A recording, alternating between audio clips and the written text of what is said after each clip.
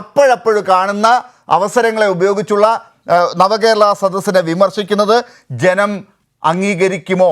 Doctor K P. Premkumar, ജനം മനസ്സിൽ കൊണ്ടു നടക്കുന്നത് ഈ നവകേരള സദസ്സാണോ അതോ ഈ സംഘർഷമാണോ? ഏത് സംഘർഷത്തിന്റെ കാര്യമാണ് ലാൽ പറയുന്നതെന്ന് എനിക്ക് അറിയില്ല കേട്ടോ. അതായത് കഴിഞ്ഞ 3 ദിവസമായിട്ട് ആദ്യത്തെ ദിവസം യൂത്ത് കോൺഗ്രസിന്റെ നേതൃത്വത്തിലും രണ്ടാമത്തെ ദിവസം KSUവിന്റെ യൂത്ത് കോൺഗ്രസിന്റെ നേതാക്കന്മാരെക്കാൾ സീനിയർ ആയ ആളുകളാണ് KSUവിന്റെ നേതാക്കന്മാർ. KSUവിന്റെ നേതൃത്വത്തിലും ഇന്ന് സീനിയർ കോൺഗ്രസുകാരുടെ കെ സുധാകരനും VD സതീശനും പിന്നെ രമേശ് ചെന്നിത്തലയും ശശി തരൂരും അടക്കമുള്ള ആളുകളുടെ നേതൃത്വത്തിലും തിരുവനന്തപുരത്ത് ഗംഭീരമായ സംഘർഷം ഉണ്ടാക്കാനുള്ള ശ്രമം നടന്നിട്ടുണ്ടായിരുന്നു. പക്ഷേ ചരിത്രത്തിൽ ഇന്നേ വരെ കാണാത്ത രീതിയിൽ കേരള പോലീസിന്റെ മനോഹരമായ ആത്മസംയമനത്തിനൊടുവിൽ എത്രത്തോളം പ്രൊവോക്ക് ചെയ്തിട്ടും ആദ്യത്തെ ദിവസം യൂത്ത് കോൺഗ്രസ്സുകാർ വലിയ ആണി തറച്ച പട്ടി കൊണ്ടുവന്നിട്ട് ഷീൽഡുകൾ കംപ്ലീറ്റ് അടിച്ചു പൊട്ടിക്കുകയായിരുന്നു പോലീസുകാരുടേത്. ഇന്ന് നമ്മൾ കണ്ടിട്ടുണ്ട് ഒരു ചങ്ങാതി, ഒരു പ്രായമായ മനുഷ്യൻ പിറകെ പോയിട്ട് ഒരു പോലീസുകാരനെ നെഞ്ചത്ത് കൈയിടിച്ച് കുത്തുകയാണ് ചെയ്യുന്നത്. ഈ 3 ദിവസവും ഒരു സംഘർഷവും ഇല്ലാതെ കാര്യങ്ങൾ നടത്താൻ കേരള പോലീസിന് കഴിഞ്ഞിട്ടുണ്ട്. അതുകൊണ്ട് നിങ്ങൾ ഈ പറയുന്ന സംഘർഷം എവിടെ നടന്നതാണെന്ന് എനിക്കറിയില്ല.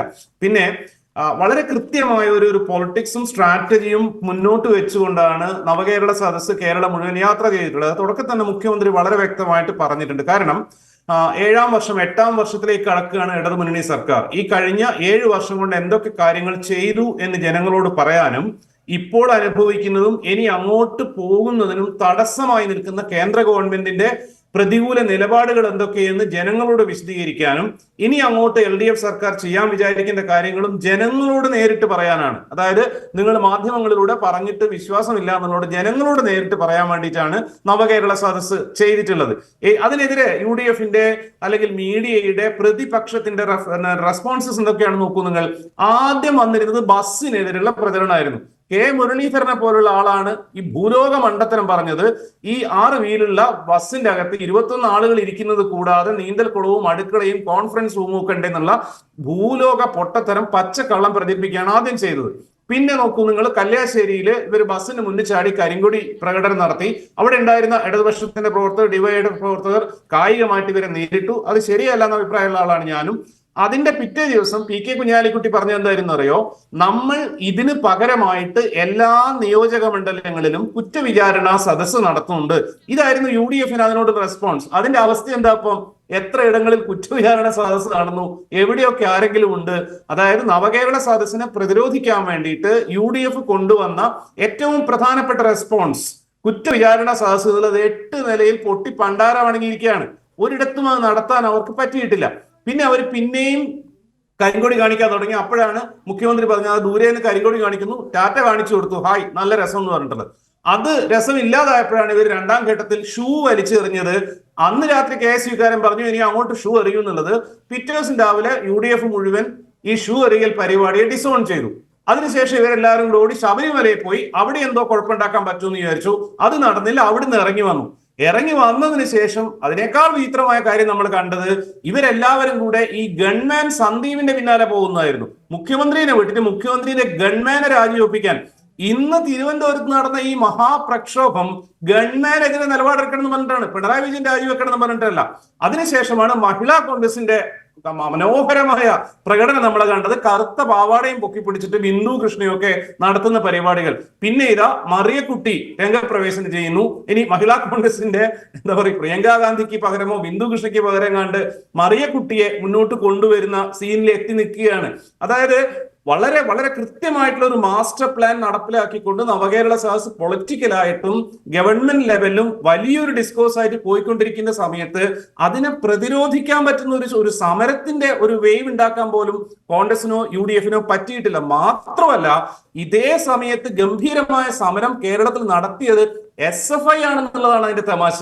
ഗവർണർക്കെതിരെ, സംഘിവൽക്കരണത്തിനെതിരെ, കാവ്യവൽക്കരണത്തിനെതിരെ വളരെ കൃത്യമായ പൊളിറ്റിക്സ് പറഞ്ഞുകൊണ്ട് ആ സമരത്തിന്റെ ഏറ്റവും വലിയ രക്തസാക്ഷി K സുധാകരനാണ്. കാരണം സംഘപരിവാറുകാരെ ഇതിലേക്ക് നോമിനേറ്റ് ചെയ്ത് ശരിയല്ല എന്ന് KC വേണുഗോപാൽ പറഞ്ഞിടത്ത് നിന്നാണ് ലോക്സഭയിൽ നിന്ന് സസ്പെൻഡ് ചെയ്യപ്പെട്ട് പുറത്തിറങ്ങിയതിനാണ് K സുധാകരൻ പറഞ്ഞത് RSSകാരെ നോമിനേറ്റ് ചെയ്തതിൽ എന്താ കുഴപ്പം, നല്ല RSSകാർക്ക് എന്താ കുഴപ്പം എന്നുള്ളത്. ദേശീയ അടിസ്ഥാനത്തിൽ കോൺഗ്രസ് എടുക്കുന്ന നിലപാടിന് വിപരീതമായ നിലപാട് നിരന്തരം പറഞ്ഞുകൊണ്ടിരിക്കുന്ന, ഒരിക്കലല്ല 2 തവണയല്ല, കണ്ടിന്യൂസ് ആയിട്ട് പറഞ്ഞുകൊണ്ടിരിക്കുന്ന കെ സുധാകരനെയും ചുമന്നുകൊണ്ടാണ് ഇവർ ഈ സമരം നടത്തുന്നത്. പിണറായി വിജയനുള്ള മറുപടി 23-ാം തീയതി പറയുമെന്ന് പറഞ്ഞാണ് ഇന്ന് തിരുവനന്തപുരത്ത് കൂടിയിട്ടുള്ളത്. ഇദ്ദേഹം പറയുന്നുണ്ട്, അതായത് പ്രതിപക്ഷ നേതാവ് സംസാരിച്ചുകൊണ്ടിരിക്കെ ടിയർ ഗ്യാസ് പ്രയോഗിച്ചു. അങ്ങനെ അല്ലല്ലോ. ഒരു ഒരു ഒരു ഒരു ലോറിയിലാണ് സ്റ്റേജ് സെറ്റ് ചെയ്തിട്ടുള്ളത്, അതിന്റെ പിറകിലാണ് പോലീസ് ബാരിക്കേഡ് ഉള്ളത്.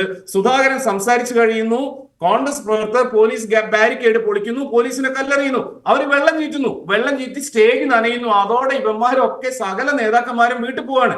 രമേശ് ചെന്നിത്തല പറഞ്ഞു, എനിക്ക് ശ്വാസം മുട്ടലുണ്ട്, ഹോസ്പിറ്റലിൽ പോകുന്നു എന്ന് ചോദിച്ചു. പത്രക്കാരൻ പറഞ്ഞു, ഞാൻ വീട്ടിലേക്കാ പോകുന്നതെന്ന് പറഞ്ഞു. വലിയ മഹാന്മാരായ ധീരന്മാരായ നേതാക്കന്മാരെല്ലാം വേഗം ഹോസ്പിറ്റലിൽ പോയി 5 മിനിറ്റ് കൊണ്ട് തിരിച്ച് വീട്ടിൽ പോയി. സമരം അതോടെ സ്വാഹ. ഇങ്ങനെയുള്ള ആളുകളെ കണ്ടിട്ട് വേണം UDF-ന്റെ അണികൾ ഇടതുപക്ഷത്തിനെതിരെ, പിണറായി വിജയനെതിരെ സമരത്തിന് നിൽക്കാൻ. കേരളം ഫേസ് ചെയ്യുന്നത് വലിയൊരു പ്രശ്നമാണെന്നാണ് ഞാൻ വിചാരിക്കുന്നത്. കാരണം ഇവിടെ ഒരു പ്രതിപക്ഷം ഇല്ല എന്നുള്ളത്. മുഖ്യമന്ത്രി പിണറായി വിജയൻ ഫേസ് ചെയ്യുന്ന ഒരു പ്രശ്നം അത് തന്നെയാണെന്ന് വിചാരിക്കുന്നു. ശക്തമായിട്ടുള്ള ഒരു പ്രതിപക്ഷത്തെയോ ശക്തനായിട്ടുള്ള ഒരു പ്രതിപക്ഷ നേതാവിനെയോ കിട്ടുന്നില്ല. വെറും ഡയലോഗ് അടിക്കുന്ന VD സതീശൻ എന്നുള്ളതിന്റെ എക്സ്പാൻഷൻ വളരെ വളരെ മനോഹരമായ, വളരെ സങ്കടകരമായ എക്സ്പാൻഷൻ സത്യമായി പോകുന്നു.